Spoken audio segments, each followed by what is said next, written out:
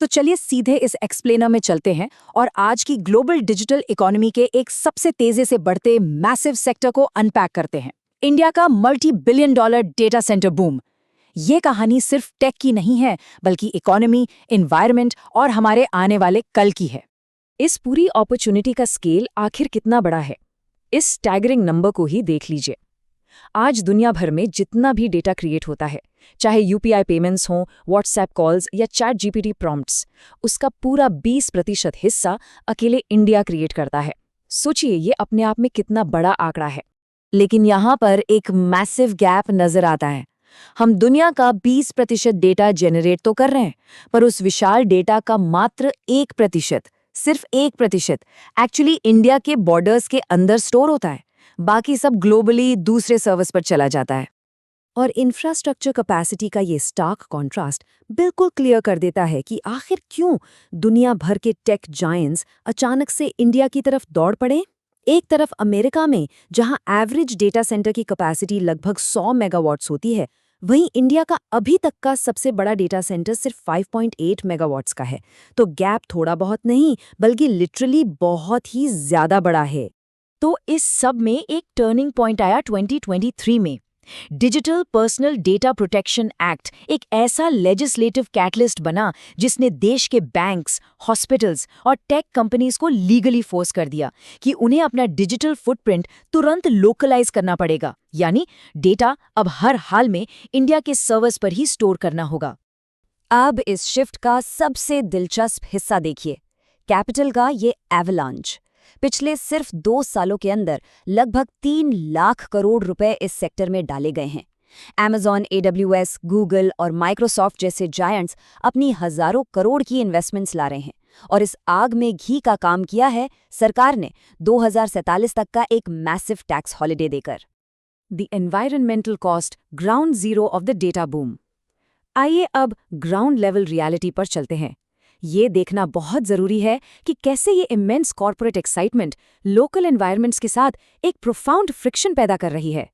हैदराबाद के पास मेक्कागुडा नाम के एक छोटे से गांव का उदाहरण इसका एक परफेक्ट माइक्रो नैरेटिव है। इस गांव की पूरी इकोनॉमी खेती और लोकल तुंगाखुंदा लेक पर निर्भर थी। फिर वहां एक मेजर डेटा सेंटर आया। शुरू में 200 जॉब्स आई तो खुशी हुई, पर जल्द ही मैसिव कूलिंग रिक्वायरमेंट्स के चलते उस झील का पानी तेजी से खत्म होने लगा और इंडस्ट्रियल वेस्ट आने लगा। और ध्यान देने वाली बात यह है कि मेक्कागुडा कोई अकेला केस नहीं है। ग्रेटर नोएडा जैसे इलाकों में भी मैसिव वाटर कंजम्पशन के कारण इसी तरह के क्लैश हो रहे हैं।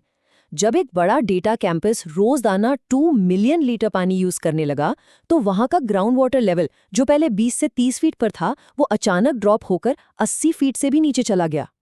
इस एनवायरमेंटल टोल को पर्सपेक्टिव में रखने के लिए सिर्फ एक बात सोचिए।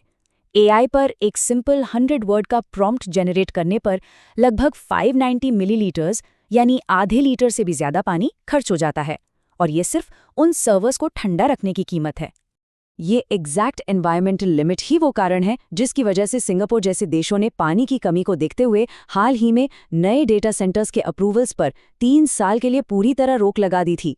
इस कदम ने दूसरे देशों के लिए एक मैसिव वैक्यूम क्रिएट कर दिया, जिसे अब इंडिया जैसे देश भरने की कोशिश कर रहे हैं।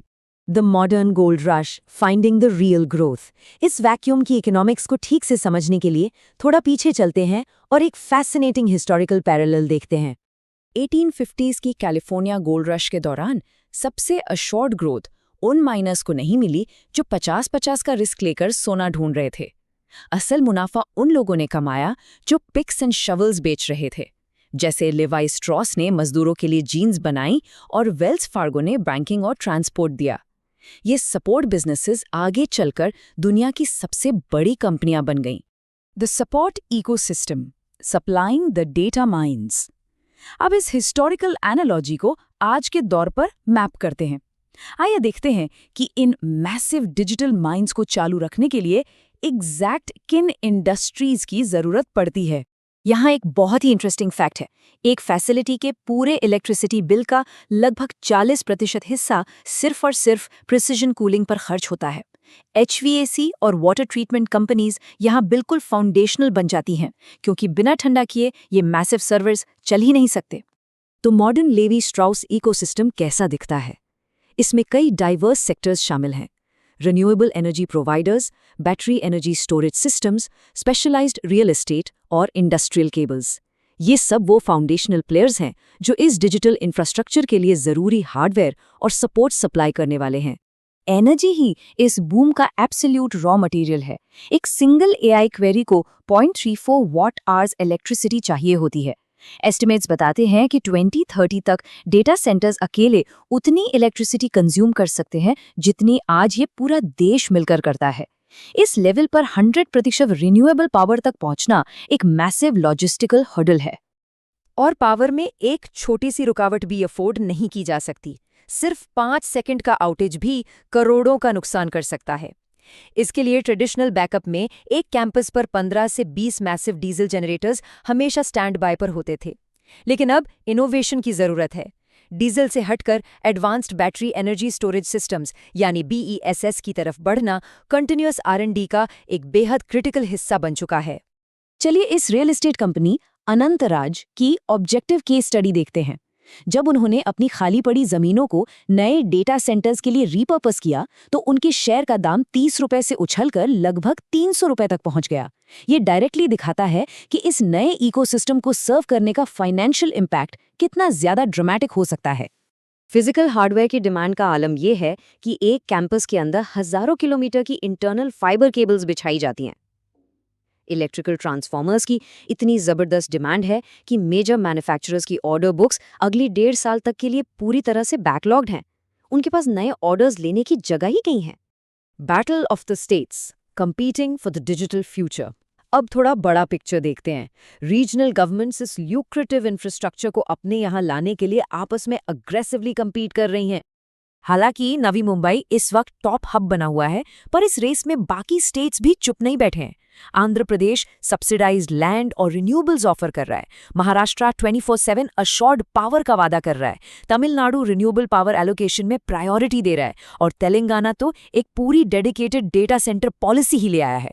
हर कोई एक अल्टीमेट बिजनेस इकोसिस्टम बनाने की कोशिश में लगा है। तो इस पूरे एक्सप्लेनर के बाद आखिर में एक सबसे बड़ा सवाल उठता है, क्या सी वाटर ट्रीटमेंट और सस्टेनेबल कूलिंग में होने वाले लार्ज स्केल इनोवेशंस उस प्रोफाउंड एनवायरमेंटल फ्रिक्शन को हरा पाएंगे? ये पूरा मॉन्यूमेंटल शिफ्ट इसी बात पर निर्भर करता है कि क्या हम इन कॉम्प्लेक्स एनवायरमेंटल और इंफ्रास्ट्रक्चरल रिडल्स को वक्त रहते सॉल्व कर सकते हैं या नहीं। और यही वो सवाल है जो वाकई एक सच्चे ग्लोबल डेटा हब का फ्यूचर तय करेगा।